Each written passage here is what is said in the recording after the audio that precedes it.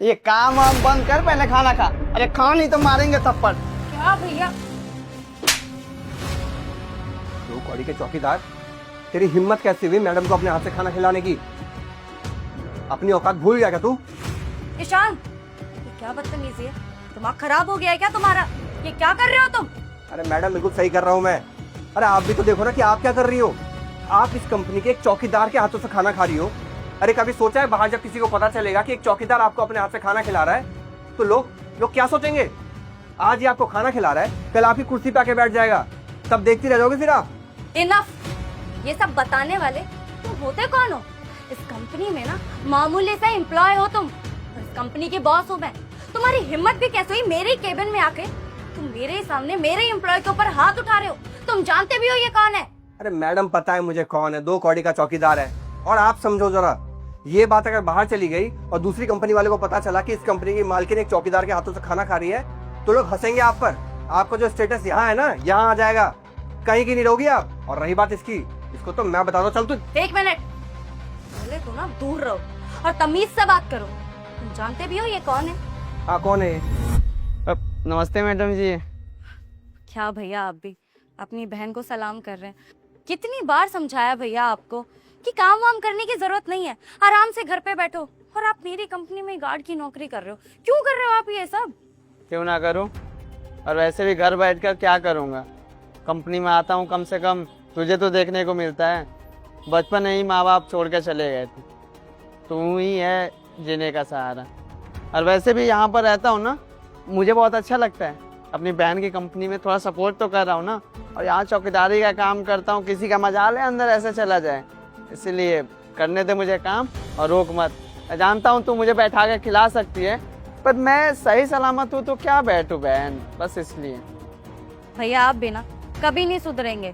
बचपन से लेकर आज तक आप बिल्कुल वैसे ही हैं।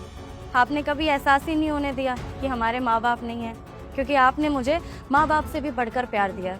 और आज जो भी हूँ ना, आपके बदौलत हूँ। पर अब मेरा फर्ज बनता है भैया कि मैं आपको वो सारी खुशियाँ दे पाऊँ जो आप डिजर्व करते हो। आपने इतनी मेहनत की है मेरे लिए, और अब तो आपकी जिंदगी वो होनी चाहिए ऐशो आराम वाली, कि घर पे बैठ के आप अय्याशी में अपनी जिंदगी जिए, क्योंकि आपकी बहन इतनी बड़ी कंपनी की मालिक है। पर आप है कि सुनते ही नहीं है, मेरी कंपनी में गार्ड की नौकरी कर रहे हैं। अरे जरूरत क्या है ये सब करने की? हो गया तेरा, कर ली तारीफ। अब जा ऑफिस में, मैं लंच में आऊंगा, अपने हाथों से तुझे खाना खिलाऊंगा, ठीक है? जा। सुनने वाले तो आप है नहीं। ठीक है, मैं चलती हूँ। भाई है ये मेरे, और ये इनकी खुददारी है कि ये जानते हुए भी कि बहन इनकी इतने बड़े कंपनी की मालकिन है, फिर भी ये अपने दम पर काम कर रहे हैं। ये चाहे ना तो आराम से घर पे बैठ के अय्याशी वाली जिंदगी जी सकते हैं, लेकिन नहीं, इन्होंने वो रास्ता नहीं चुना। इनका कहना है कि मैं जब तक जिंदा रहूंगा अपने दम पर अपना पेट पालूंगा, अपना घर चलाऊंगा। इन्हें कोई फर्क नहीं पड़ता कि इनकी बहन कौन से मुकाम पर खड़ी है या किस कंपनी की कितनी बड़ी मालकिन है। वो अपना काम करते हैं, और चाहे ना तो किसी और कंपनी में काम कर सकते थे, ताकि यहाँ पे पता लगने के बाद मेरी बेइज्जती ना हो। लेकिन पता है इस कंपनी में क्यों काम करते हैं? ताकि यहाँ पे गार्ड की नौकरी के साथ साथ ये अपने भाई का फर्ज भी निभा सके, अपनी बहन का ध्यान रख सके। और इसीलिए ना यहाँ पे मुझे खाना खिलाने आए थे, क्योंकि जानते हैं कि मीटिंग्स और काम के वर्कलोड की वजह से मैं टाइम पे खाना नहीं खा पाती।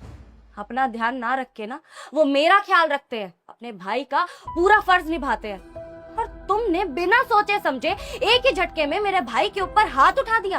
अरे तुम होते कौन हो ये सब हरकतें करने वाले, वो भी मेरे केबिन में आके?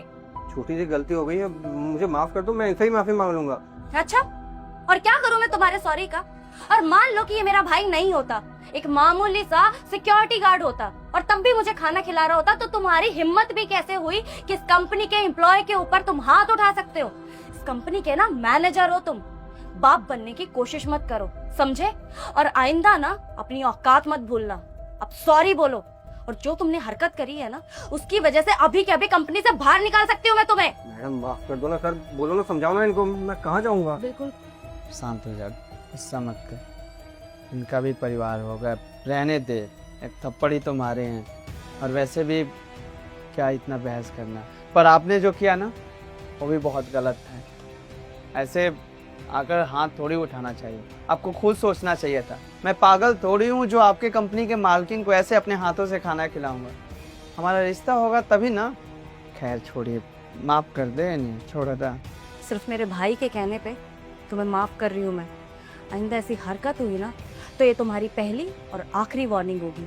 अब निकलो यहाँ से, जाके अपना काम करो। भैया आप मुझे माफ कर देना कि आपके साथ ये सब हुआ। आप ये सब छोड़ो, आप बैठो, हम साथ में खाना खाते हैं। अरे मेरा छोड़, तू भूखी है, बैठ, मैं तुझे अपने हाथों से खाना खिलाता हूँ, बैठ बैठ। कल बता तेरे लिए क्या बना कर लाऊं।